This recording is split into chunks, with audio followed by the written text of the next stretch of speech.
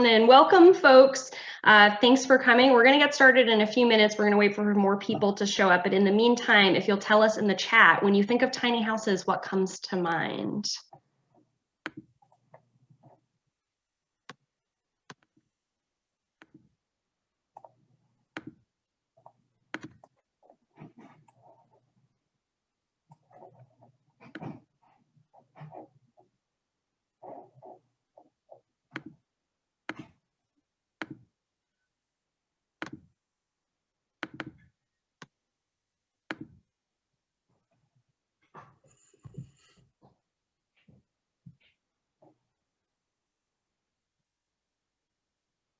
Lots of great answers there, Sarah. Yeah, someone already said, Steve, state building code roadblocks.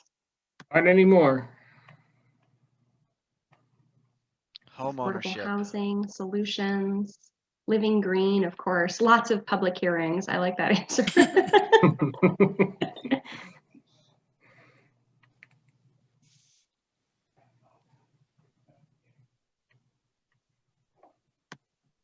That's great. Nice. Cute and efficient. I agree, Ellen.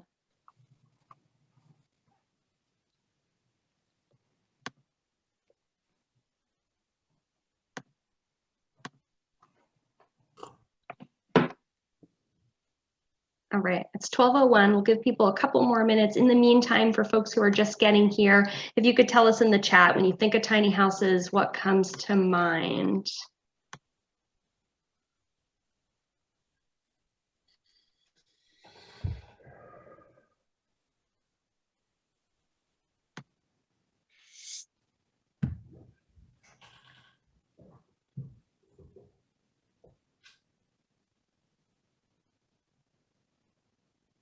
An opportunity to house my in-laws. I love that. Off-grid housing options, zoning challenges.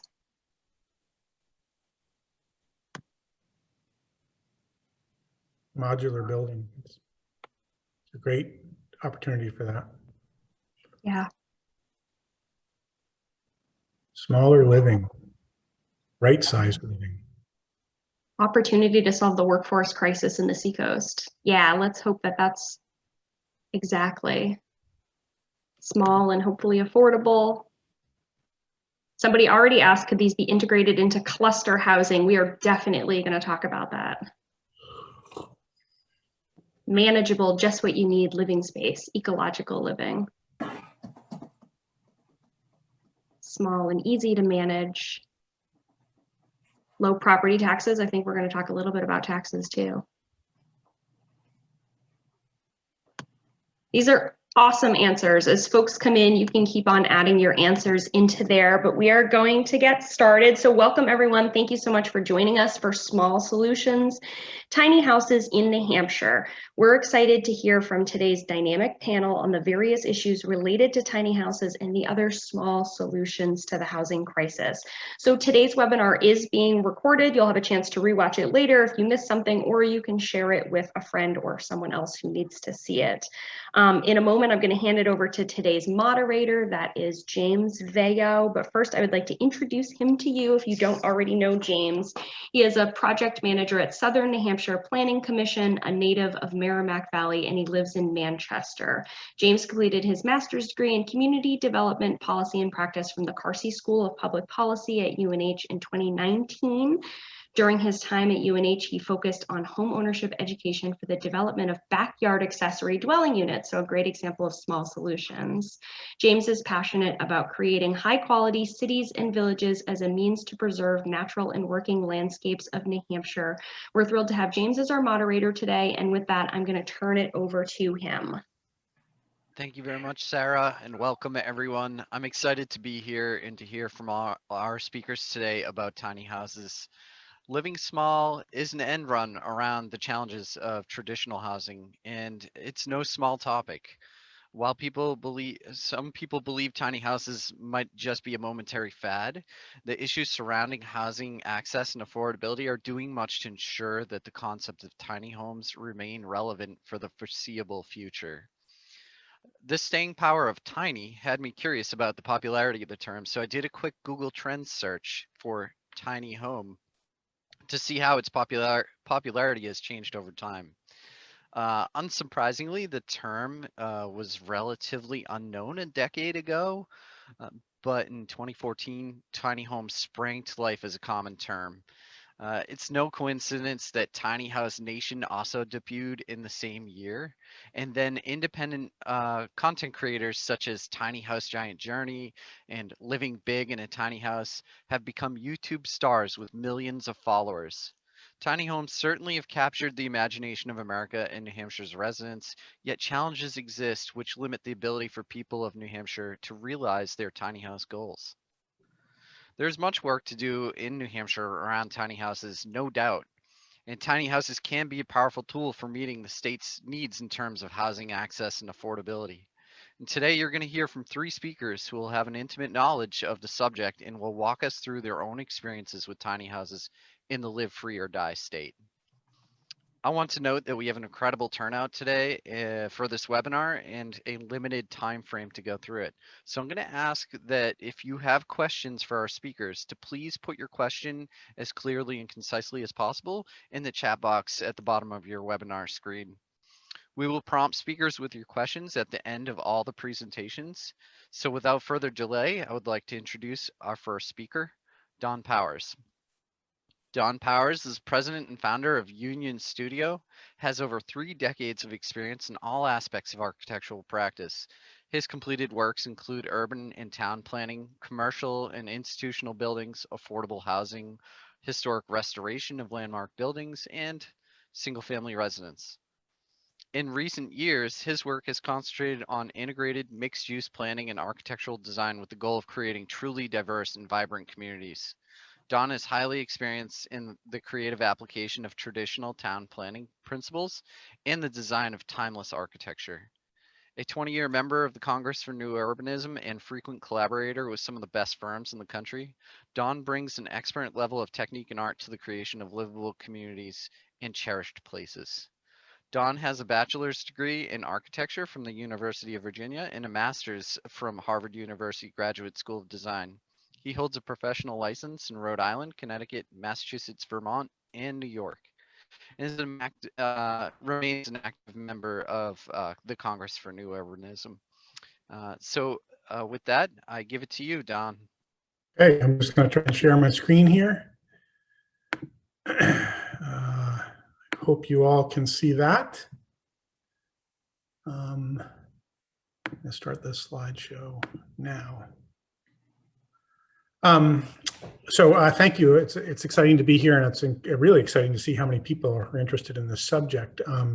As was just stated, really my interest primarily is around community design.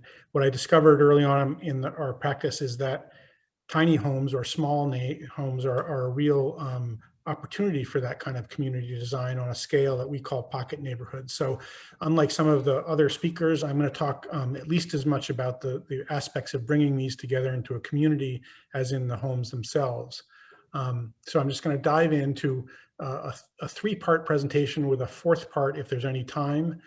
First part is a case study of what I think is a sort of typical cottage neighborhood comprised of what you might call tiny homes, how you go about fitting those into a neighborhood and getting them approved, and then some of the general principles as people are working to get these things approved in their neighborhoods, what you need to look for. And then again, the bonus round is some other examples if we have time.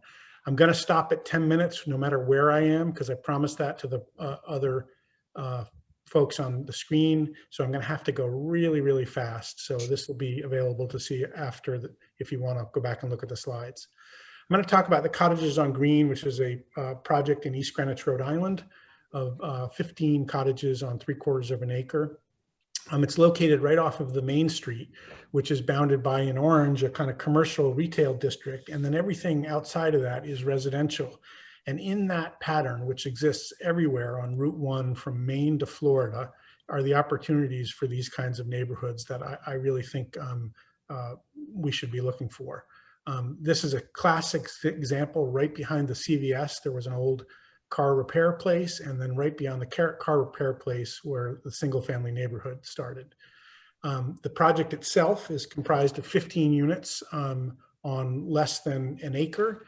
They're about 900 square feet with 2 bedrooms in each, maybe bigger than what some people would think of as a tiny home, but relative to this market, definitely tiny. A quarter mile from the main street, has 22 parking spaces, community gardens, etc. It's made up of individual elements, these individual plans, as I said, 900 to 1,000 square feet, drawn from prototypes in the neighborhood, workers' cottages, that these types of homes were not considered tiny 70 years ago. They're only considered tiny now. But you can see there are 2 basic plan types. One is 16 feet wide, the other is 20 feet wide. And those single family units combine into duplexes and triples in a way that takes a basic unit of the plan and gives it some variety. The interiors are very efficient, almost ship-like, with the kitchen backing up to the fireplace and looking across, but really minimal dimensions. And Steve will talk a little bit about some of the building code challenges with these kinds of dimensions. But this was an experiment in how small could we go and sell into the normal market of home buyers.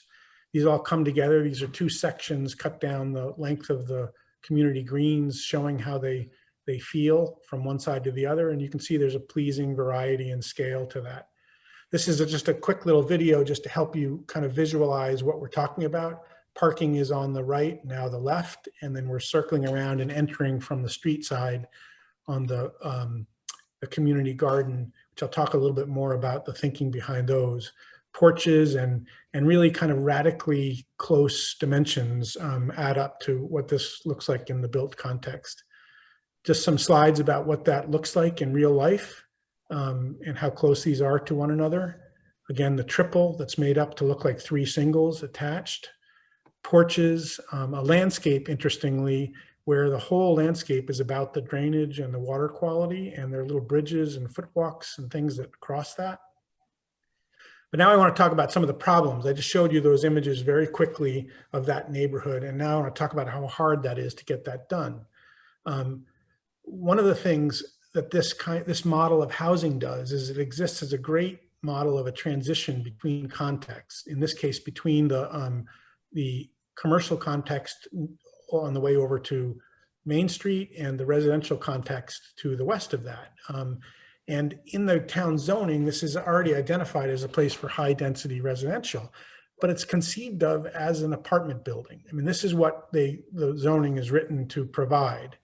And that's exactly the kind of thing that you will never get approved in a neighborhood like East Greenwich, Rhode Island, where they don't want a multifamily building next to their single family houses. So we recast that. It's an experiment in rendering density in a way that's more acceptable. And so we need to understand the concept of scale.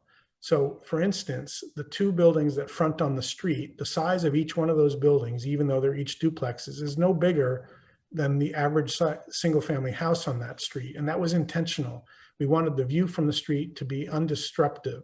So what had been feared was this multifamily thing that looks like a spaceship landed there. And what was delivered was this.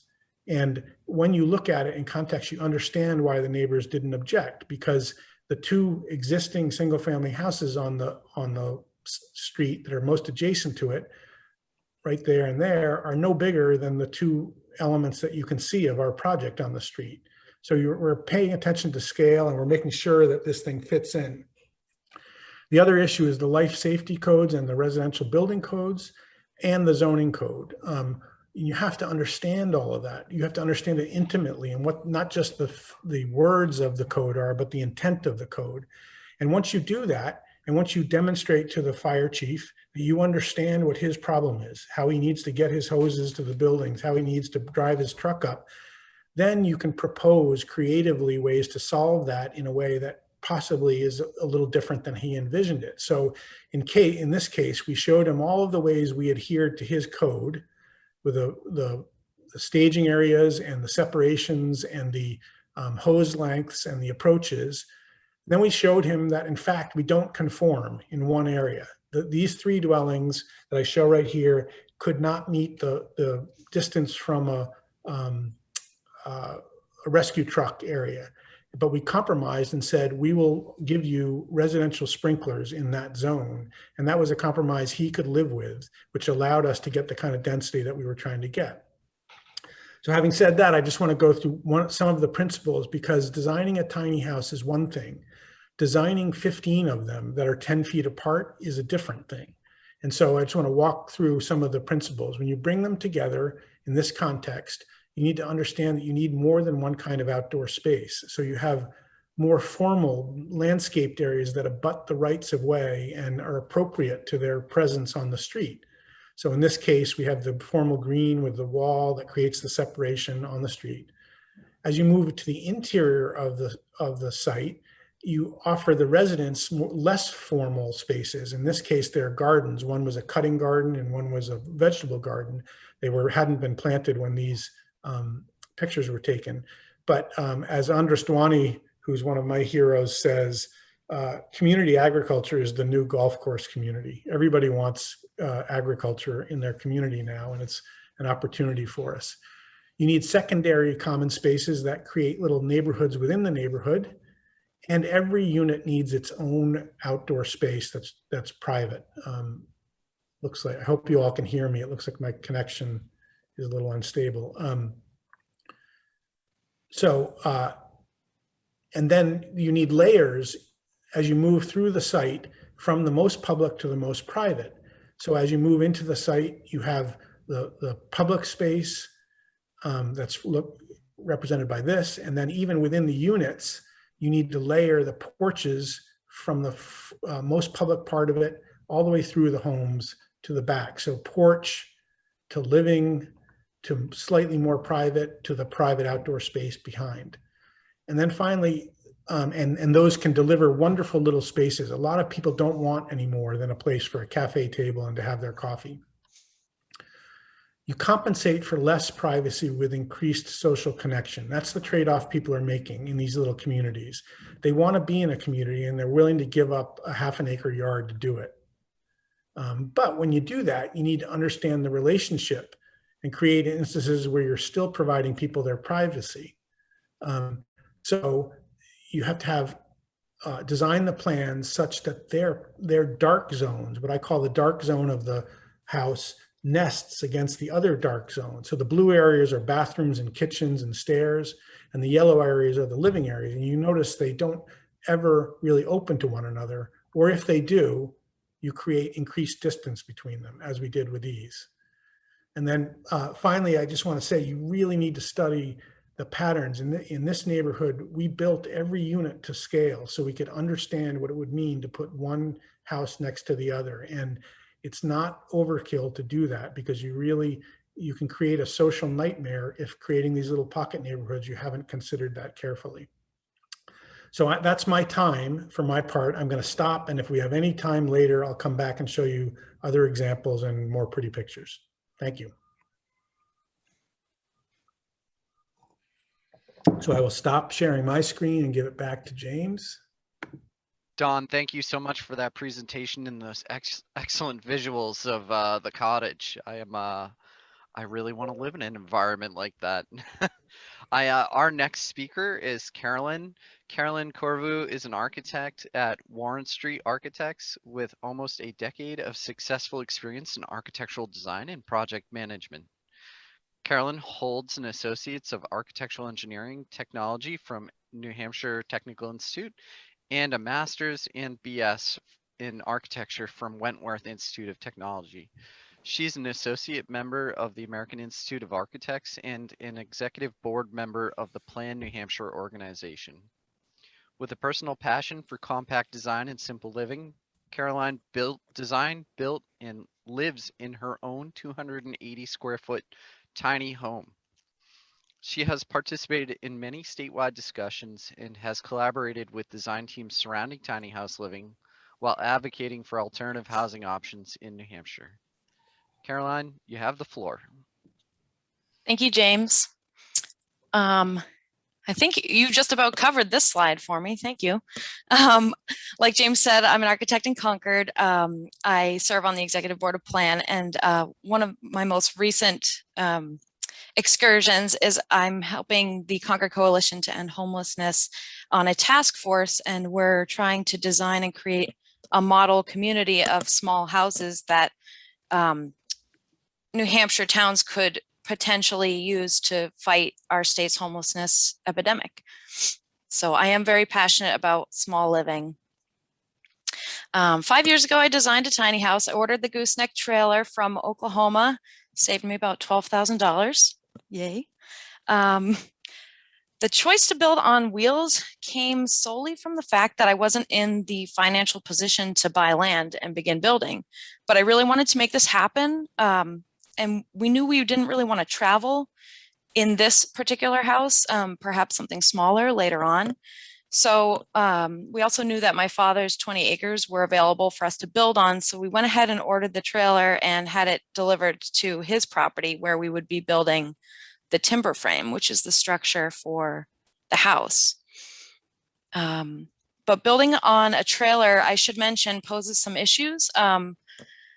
Most home insurance companies will not insure a tiny house if it is on wheels. If you go to insure it as an RV, those companies may not insure it unless the tiny house was built by a certified RV manufacturer. So it really puts you in a gray area. And then number two, and I think Steve may be able to speak more to this than I can, the wheels and the chassis on a tiny house are what really intimidates New Hampshire towns, at least in my experience. Because of the trailer foundation, zoning boards are inclined to consider them RVs. And in a lot of New Hampshire towns, you can't live in an RV year round. Usually they have a cap in their zoning. But we decided to move forward nonetheless. And we moved in 2018, and we've been living in the house full time. Me and my partner, one fat cat, two cockatiels. So there's not many of us. The reason we decided to go tiny, honestly, it came down to money. We were paying $1,200 a month for 1,100 square feet of apartment in Manchester, and we were never really home to enjoy it. We would just sleep there and shower there, and then we'd go off to school and work. And it just came down to, why are we doing this? I came out of 7 years of college with $250,000 in student loan debt. And there was no way I could see shipping all of my money away to a traditional mortgage when I had so much to pay back for my education. So all we were interested in was really saving money, tackling that debt, and getting ahead so we could enjoy our lives. And this was my solution. So we were really lucky. Like I mentioned before, my father has 20 acres in the middle of the woods north of Concord, and he allowed us to build there and stay there until we are ready to relocate. He was a machinist by trade, but had a timber framing business on the side. So after I designed the house, he designed the Doug fir timber frame, which you'll see pictures of in a minute. And we worked on the timbers together, which was a really awesome experience. So because of my design and building science knowledge through my work, I decided that we felt comfortable building things like the building envelope, some of the systems, interior storage and finished spaces. But we decided to hire a licensed plumber and electrician for some of the things that we weren't comfortable doing. These are some of the tasks that are really important, and if you get them wrong, it could be bad news. So we just started penny pinching. We threw all of our extra money towards the house until it was mostly done and paid off. And I'm just going to share with you some photos of some of the things that we did here. So the structural frame, the primary frame of the tiny house is Doug fir timber frame. You can see the bents piled up on the photo to the left, ready to be raised up. And that first bent is right up against the gooseneck of the trailer. And I just want to point out on the right side over the gooseneck of the trailer is our bedroom that's framed out there. In these two photos, you can see we chose relatively simple joinery, but decided to use some curved bracing and two curved tie beams, one in the living room, and then one on the end, which would soon be our porch. The structure is one important part that a lot of DIYers are not comfortable doing. So I was really happy to have my dad's expertise and knowledge. So on the left here, you can see that we did some subframing with 2x4s. So that's to frame out windows and doors. And then you'd have something else to attach the sheathing to from the outside and the paneling on the inside. We decided to go with a 5/8 zip plywood, which is it's a coated plywood that acts as your vapor barrier when you make sure to tape all of the seams. In the left photo, you can see that they're starting to go up on the outside. And then on the right side, you can see we went with a continuous 1-inch layer of XPS rigid insulation board that continues up and over the house. And if you're careful to caulk the edges and seal the seams of the insulation, this layer can also act as your air barrier. And then you can see on the left, so I should explain, it's a rain screen system. So after the insulation, you can see the 1x3 strapping that runs vertically underneath the cedar siding. So this creates an air gap so that air can flow through the wall and up through the roof. The purpose of this is to allow moisture the chance to get out once it has gotten in, instead of worrying about it being trapped behind the siding. On the inside, on the right, there is a picture of our V-groove, tongue and groove pine interior finish. And under that, we used a polyisocyanurate insulation board for in between the studs. So some other finishes here, we used a 3/4 inch maple pre-finished wood flooring.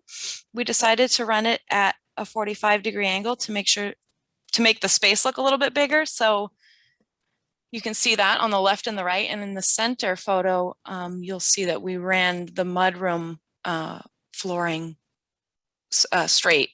And then when you turn the corner there into the bathroom, we ran it the other way. So we're just kind of trying to be fun with it. Let's see. On our little porch on the left, we used a Trex decking, which is composed of 95% recycled materials. It's heavy and it's expensive, but I thought it was kind of worth it for such a small little area. And then for the countertops on the right, we used 2 slabs of cherry with a live edge. The storage part, this is where you can get really creative, and it was a lot of fun for me. We've incorporated shelving into the partition wall cavities. On the left, you can see some built-in shelving I installed in the bathroom. The middle photo is of the stairs that go up to the bedroom. The inspiration for this is an alternating tread ladder, which each step is designed for either your left or your right foot. But instead of having a ladder, we wanted to have some storage in there. So we keep some sheets and towels under the stair treads. The photo on the right shows the bathroom vanity with a little 8-inch by 24-inch sink. This was my first piece of furniture I've ever made, so don't look too closely. The wardrobe, this was my favorite thing, I think, so far. The his and hers closets with the shared drawers in between. So I researched and ordered these special hangers. They're called higher hangers, and they allow you to hang your shirts higher up so they're not dragging on the ground, or in this case, they're inside the drawers along the bottom. So once I had those, I was able to design these little like junk drawers or jewelry drawers that fit just perfectly up above the shoulders of the shirts. I honestly think that this is Brian's favorite part of our house. I'm just going to go over a couple systems things that we did ourselves. So we decided to go with the composting toilet. I'm crazy about wasting water. Every time a toilet is flushed, anywhere from 1.6 to 7 gallons of water are being used. And there are still 785 million people in the world who don't have access to clean, safe water. So this drives me crazy. But we decided to do this. It looks and feels similar to a conventional toilet. It's easy to install, easy to maintain, and it diverts the urine from the solids so you don't end up with sludge. It did take some time getting used to, but now we have it down pat. And if anyone wants to know more, I did write an entire article about how we got used to this toilet. A very, very important part of a tiny house is ventilation. You have a tiny space, and if it's well sealed up, you will have a hard time getting fresh air into the house, especially during the winter here in New Hampshire. So this system I purchased from 475 High Performance Building Supply, and let me tell you, it was worth it. It's a pair of units. You put one on either side of the house. One sucks in fresh air while the other one expels the stale air, and every 90 seconds they switch. And it's not just ventilation, but it's heat recovery as well. So it has a ceramic core that captures the heat while it's being pulled out, and then it releases the heat back into the fresh air that gets pulled in.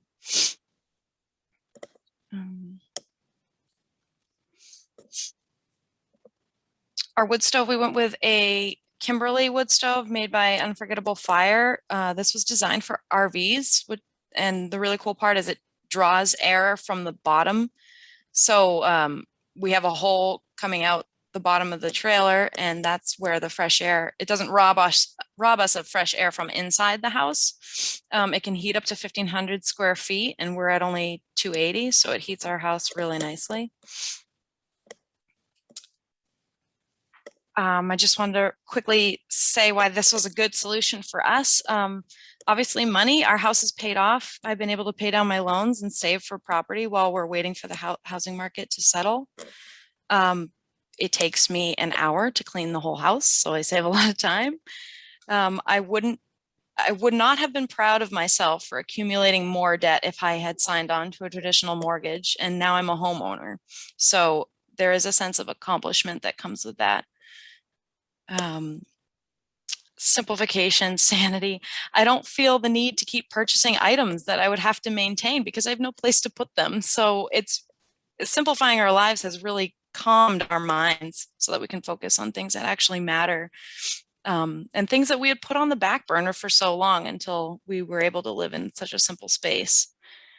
And then a smaller carbon footprint, obviously the low electricity bill, low water consumption, and low heating bill. And then why this would be a good housing solution for others. All of the benefits I just mentioned on the slide before about myself and for my partner, Brian, but a few other things to mention.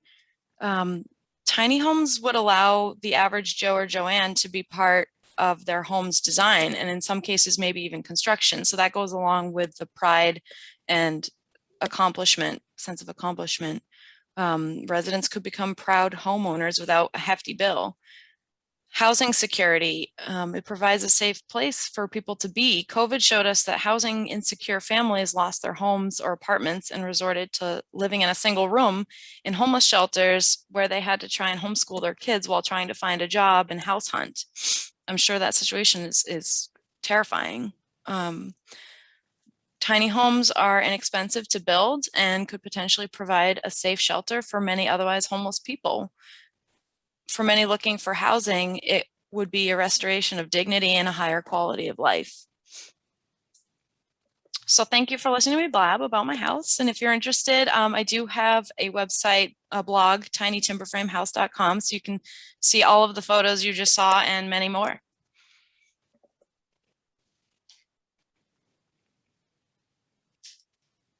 Caroline, thank you so much for that presentation. I've heard of tiny homes.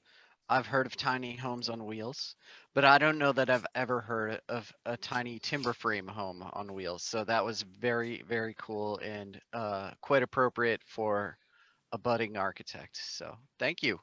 Thanks, We're going to move on to our next or final speaker now. We have Steve Paquin, who is a building official for the town of Wolfeboro and has over a decade of code enforcement and building construction experience. Steve holds a bachelor's in architecture degree and holds several certifications from the International Code Council. Stephen is currently the vice president of the New Hampshire Building Officials Association and president of the Lakes Region Safety Officials Association, where he has been actively working with New Hampshire legislature over the past few years to craft legislation related to tiny homes. Stephen is also working to develop an education program for the New Hampshire building officials and contractors. that will help both building officials and contractors understand and navigate New Hampshire's unique building code and zoning ordinance. Steve, the floor is yours. Thank you very much. Thank you for everybody participating. And the first two presentations were great. So I'm going to try to follow up on that and hopefully answer some of the questions that have been coming in. I've been doing this for quite some time, dealing with New Hampshire legislation and what to do. And one of the biggest questions is how can a tiny home be such a big problem? And they are. Most of it has to do with wheels, and I'm going to try not getting into the whole wheel aspect of today's presentation. But zoning regulations are probably the biggest part of why we don't see tiny home communities in the state of New Hampshire. Many communities just don't understand what they are, how they work. A lot of communities, and a lot of this came down to taxation. Caroline mentioned that, and I believe there's already been a question regarding taxes. Communities don't know how to tax them. New Hampshire doesn't know how to tax them. And that was a big part in state legislation, and probably a big part of why we don't have a tiny home law in the state yet. Communities like to regulate the growth, and they do that with lot sizes. Bigger is smaller for them. Communities can't grow if you have large lot sizes. Communities can't grow if you set a minimum house size. There are some communities in New Hampshire that restrict the size of your house. You can't be less than, I think the smallest I've seen is 600 square feet. The building code that New Hampshire follows, the 2015 International Residential Code, allows you to build a house at roughly 120 square feet. That's a lot smaller than what we've heard coming out of anybody so far. But it can be done code compliant through the IRC, but it's not the norm. The norm in New Hampshire, I did a quick Google, and I believe the norm came up that the average home size is 1,500 square feet. That's not small at all. It's not tiny by any means. So tiny homes challenge the norm of New Hampshire communities, and it's going to take a little while to re-educate and get everybody on board to move these forward. But it can be done. So the IRC Appendix Q was a question that came up. Appendix Q is going to be and is hopefully coming out before January. Appendix Q is a tiny home code put out by the International Code Council that by definition will consider a tiny home to be 400 square feet or less. If your home is not less than 400 square feet, Appendix Q cannot be used. So the ICC kind of working towards getting tiny homes on wheels to be code compliant, set a standard on house size. Green technology, composting toilets, we just saw one.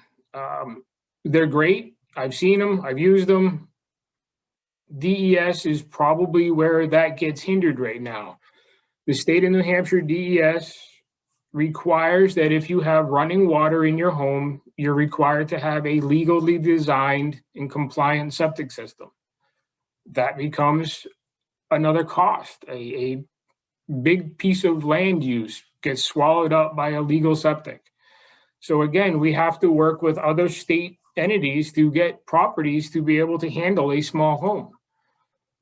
Without a doubt, the carbon footprint, it's limited. The size of these small homes is fantastic. If you think about it, your average 1 acre lot with a 400 square foot house on it, there's a lot of green space, a lot of less carbon footprint. So that can be done. One of the biggest challenges, again, I mentioned taxing. Oh my gosh, Concord had a field day with trying to figure out how these were going to be taxed. Are they an RV? Are they a manufactured home? How many people, believe it or not, are going to, because how many people are going to move them off their site before April 1st, which is when taxes come out? That's when properties are assessed. So there was a lot of talk of somebody's going to place it on the property April 2nd and take it off March 31st under the radar. So that became a large problem. So we need to figure out, are these going to be mobile or are they going to be permanent? The International Building Code states that they have to be on a fixed foundation. There are ways to do that with a tiny home on wheels. You need to work with your local building official in the town to have that happen. State versus local, I've touched on this a little bit. The bigger part that needs to happen for the town planners that are out there and the residents, homeowners that want to own a tiny home, you need to start working with your local municipalities to get the towns to change their ordinance to allow these smaller homes in communities, such as what Don brought forward, to allow them to happen in the communities. If it doesn't happen at the local level, it's going to happen at the state level. And if it gets to the state level, then changes that need to happen as these tiny homes progress and become more sophisticated and whatnot, it's going to be very hard to change the regulations, and it's just going to cause another roadblock in trying to get them to move forward. Municipalities need to be educated that tiny homes are not a fad. They're coming, they're going to be a real deal, and they don't diminish the value of the house next door. They're not the norm, but they're going to become the norm. They're not a trailer. They're not a manufactured home. They are a stick-built house. We just need to figure out how to work with them. Education is gigantic. And that's part of what the education program that I'm putting together is going to help municipalities, planners, builders, code officials navigate the muddy waters that we have. And part of that is the International Building Code. The International Building Code does not recognize tiny homes on wheels. They've tried, they've been trying. It's my understanding that they're still working on it. But it's hitting the same muddy waters nationally as it is here at our state level. So it's more education, and the more of these that pop up, I think the more education is going to happen. Again, they don't impact property values. If you put your 400 square foot home next to a mega mansion, that mega mansion value is not going to decrease just because you have 400 square feet next to them. Every property is assessed and evaluated differently. So big myth that needs to go by the wayside right there. Tiny homes, whether they're in a community like Don's brought forward or an individual like Caroline's, they're not cheap. They go through the same products, they use the same materials, the same windows, the same shingles. Doesn't make them cheap. It just makes them a little bit more affordable for the average person. And that's huge in the state of New Hampshire, where we do have a housing shortage. That's it in a handshell. I think I'm going to have more questions than everybody else, but I'm open for it. Well, big thank you to Steve and a big thank you to all our speakers who've presented today. And I would like to go ahead and pose some questions for our speakers. Our first question comes from Darren, and Darren has asked, can a tiny home community be built and shared with a shared well and septic as opposed to being on town water and sewer? If so, can you provide examples of this? Since we've done a number of them, I'm just gonna say absolutely it can. You know, community septic is definitely a technical issue that needs to be solved, but there's tons of ways to solve it. What it tends to do is require that the community be a little less dense than the one that I showed, for instance, where you need a certain amount of the ground plane to accommodate the community septic fields. But there's no structural or technical reason why a community of tiny homes or cottages can't be designed around a common septic field. Don, I think you hit that right on the head. There's absolutely no reason why they can't share a system if it's designed properly. And even very dense ones, they're more costly, but there are, Advantech and very kind of advanced septic systems that can occupy a considerably less area than a conventional one would be. So yeah, it's definitely feasible, and we've done them. Great. Our next question comes from Audrey, and Audrey asks, are small homes not tiny homes? Do tiny homes need to comply with the International Residential Code or just Appendix Q? So the IRC and the International Code Council came out with Appendix Q, which clearly states tiny home and gives it a square foot definition of 400 square feet or less. As I've done some of these presentations and as I testified in Concord, I used a tiny home on wheels because that's how it was brought up to legislation. And I started using small home for a code compliant house that meets every aspect of the IRC. As the codes move forward, I think every building official is probably going to be on their own little palette as to where they want to go. But to answer your question, Audrey, 400 square feet or less, Appendix Q applies.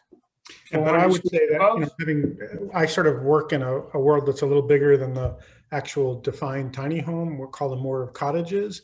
Yep. But even the cottages, when they get radically small, and I know that's not the term we're talking about here, but anything less than 800 square feet, every inch matters. And a lot of the conventional IRC codes mandate a set of clearances that make sense in a conventional sized house, but become really restrictive when you're trying to do, if you could design an interior like this, like the interior of a sailboat, you're saving a lot of square footage so I think there's some revision to the standard IRC to allow cottages to get as small as they can get and still be very functional. And that's something that, and I agree with that, Don. And again, to move things quickly the way legislation was going, I asked for the Appendix Q to be adopted as written. Like every other code in New Hampshire, as this starts to move forward, it will be put in front of the Building Code Review Board, and it will be modified for New Hampshire uses or what we're seeing, and it will become an amendment to the IRC. So there is room for changing the definition of the size of the unit so that we can help out in certain areas such as bathrooms or something like that. But also keep in mind that Chapter 1 of the IRC allows for alternate means and methods. If it's brought forward and you can explain and prove as to why it can happen, the building official has the right to accept that as a modification to the building code. So there's ways around it. Again, it's creating a partnership between the builder, the designer, and the code official as what way to best move forward. People need to realize that the international building codes are a bare minimum. It's like getting a D- on your final exam. It's just enough to pass. The building codes are just enough to consider a building to meet life and safety codes. But there's room for modifications if we all can get on the same page with that. Great. Thank you guys for that answer. I'm going to go ahead and move on to the next question here, which is from Jim. Jim asked a question specifically here for Caroline. Is your tiny home considered manufactured housing? And if so, do you pay property taxes on your tiny home? No, it's not considered manufactured housing. I built it myself. But where it is now is where I built it. So it's on my father's property. So it's considered a detached accessory dwelling unit as of now. So it's not where it will end up, which I'm hoping that I'll be able to pay taxes accordingly once I get there.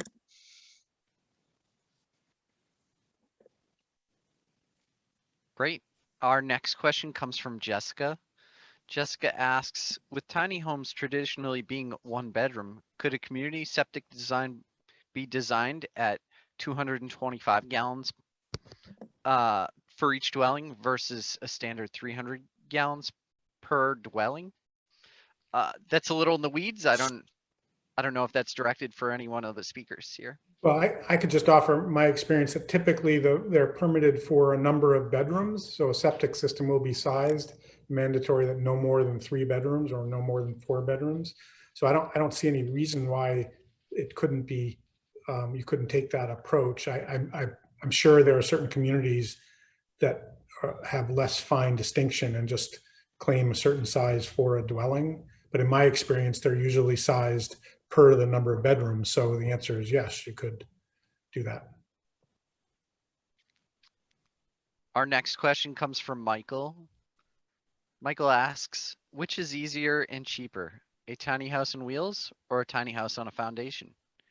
And he also follows that up by asking if speakers could provide an approximate cost per square foot, and to compare that to the typical cost per square foot for a conventional house.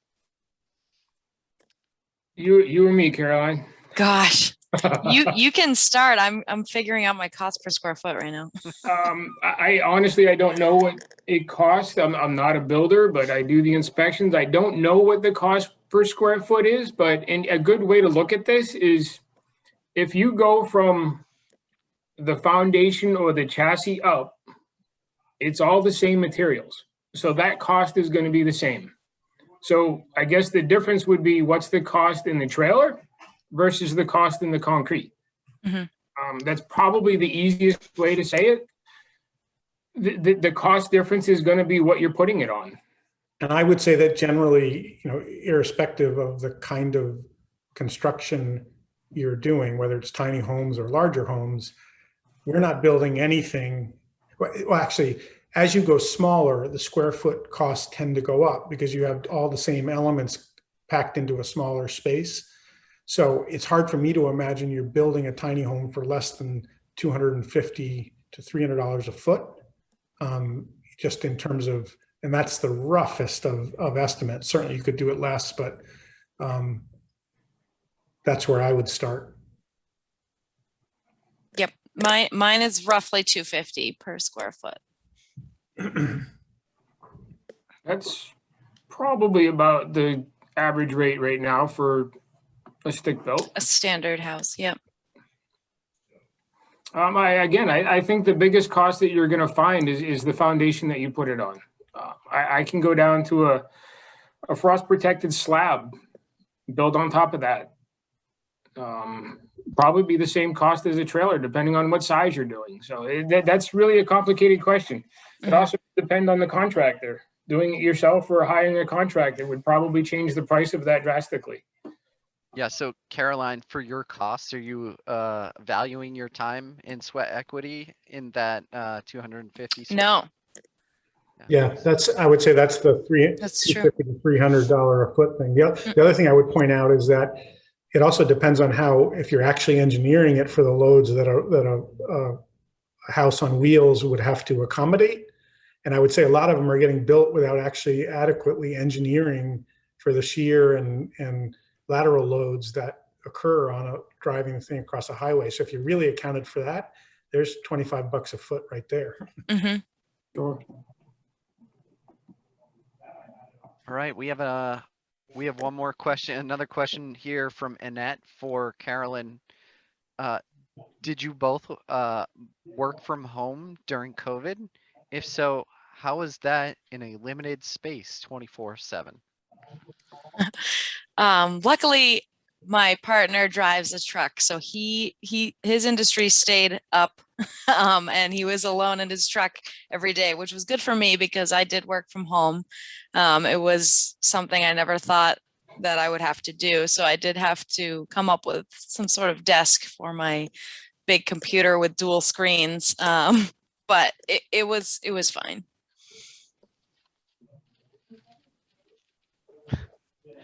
Excellent. Here's another one from Michael. Michael asks, what zoning challenges are there for having one tiny house with its own lot? He also asks, will tiny houses work as accessory dwelling units? And so I'm gonna ask you guys maybe you can identify. Well, let me ask this a different way. For the speakers, do you see places where there should be a clear division between zoning regulations and building code where there currently is overlap? Well, I mean, I'm going to dive in. They're really separate animals in a lot of ways. And the question about can you do it with an accessory dwelling, that's a zoning code question. And unfortunately, most municipalities have a provision against a second dwelling, whether it's an accessory dwelling or not, on a lot. Some progressive communities have created a standard that allows an accessory dwelling of a certain maximum square footage, maybe 600 square feet. Those are a great way to satisfy a lot of the need for affordable housing with a small a, not a capital A. The issue of building codes and the overlap of that with zoning codes, sometimes the building code is used as a de facto zoning code to limit the ability to do something of a certain size, but they're really two separate animals, at least in my opinion, unless Steve has a different thought. Nope, zoning and building codes are definitely two different animals. The state of New Hampshire a couple of years ago passed a bill that does not allow municipalities to deny an accessory dwelling unit. It's up to the municipality if they're attached or detached, but a municipality where a single family residence is allowed has to allow an attached ADU by law. You can't get around that. So I think the state was looking at that as trying to increase housing and getting more of the in-laws to move in and be affordable. But I'll be honest, in the two towns that I've worked in New Hampshire, since that law was passed, ADU building has not really increased. I don't think it went the way the state really intended it to. But there's a little conflict in the building code with that law, but I think we're working through it. The building codes don't recognize ADUs. There's no definition for that. So when the state came up with it, they said that the door between the two units can be locked. It kind of forced building officials to weigh the question of, is it really a single family anymore, or is it really a two family? And how do we play that in the code? Because there are some subtle changes that has to happen between the two. I haven't heard too many people complaining about that portion of it. So I think we're on the right track. But I think municipalities need to weigh the fact that, is there really a solidified reason as to why they can't be detached? Well, so here's what my experience is that, again, the primary political impediment to getting the ADU dwellings allowed is a kind of fear that you're going to drive down property value. So I live in a kind of pretty affluent island community, and there's just vicious fight against having accessory dwelling units because people fear that you're going to have renters in your single family neighborhood, and those people don't make as much money as the other people, and somehow all hell is going to break loose. Despite the fact, and I'll point out this, we're basically trying to reinvent something that existed everywhere prior to 1940. Carriage houses, all these houses that they had a dwelling unit over the garage, and we zoned those out largely in favor of a single vision of a kind of 1950s suburb where everybody, had 4 kids and rode their bikes and was primarily white. And we created a whole system all across the country that just got replicated. So it's really a political problem. It's not a technical one. It's not even it's educating the people that come out to town hall to fight against any change to the zoning ordinance. Right. Another way to look at it is the law also states that the property owner shall reside in at least one of the two dwellings, either in the main house or in the accessory dwelling unit. So if you look at it, if the homeowner is required to live there, they're probably not going to rent to somebody that's going to destroy the place? I wouldn't think, but I mean, I think Don's right. It's not really a technical issue. It's an opinion of what people think about them, and that's what needs to change. Yeah, there's certainly a cultural value that kind of has people scared about what an ADU is in a tiny home. We have reached our time. I want to throw one more quick question out there, which I saw from the Q&A. Is there a good resource for helping someone who wants to start planning for a pocket community? And so, Don, maybe you have a resource for this. And if so, I would ask you to shout that out real quick, and maybe we can throw it in the link in the chat box. Yeah, I mean, the first thing I would do is go order on Amazon a book by a guy named Ross Chapin called Pocket Neighborhoods. And he sort of was at the vanguard of doing all this stuff and really codified a lot of the stuff that I so briefly went through in my PowerPoint. But one of the best way, if your municipality does not allow the pocket neighborhood, taking that book and some of the images from it to your local planner is a great way to get that started. And there's almost no planner at this point who isn't aware of the movement towards pocket neighborhoods and probably already convinced that it's the right thing to do. They just have to convince their town council or their selectmen, and giving them the tools to do that, which is a book like Ross Chapin's that also has a whole appendix of other resources. Another thing I would do is look on the website of the Congress of New Urbanism, which has a lot of resources more generally about how to affect change in your municipality. But if you want it, you got to show up at town council. Correct. You got to show up at the planning board meetings, and you got to advocate for it, because the only people that show up are the people who are saying, well, I don't want that in my neighborhood. If you do want it, show up. Michael Barrett knows all about that. I could not agree with that more. You need to show up and start advocating for what you're looking for and educate.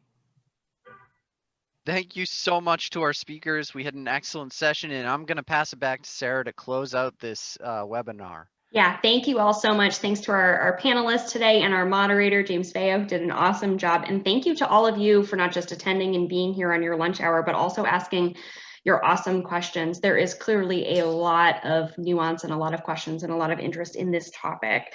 So in the next day or two, I told you this webinar was recorded. We're going to send out the link to all of you in a follow-up email, as well as contact information for our speakers and some of the resources that we mentioned during the webinar, so you can, revisit those things. Thank you again, Caroline, Dawn, and Steve, for spending your time and sharing your expertise with us. And of course, thank you, James, again, for facilitating an awesome conversation. Everyone, enjoy the rest of your Thursday and the rest of your week. Thanks, everybody. Bye. Thank you. Bye-bye.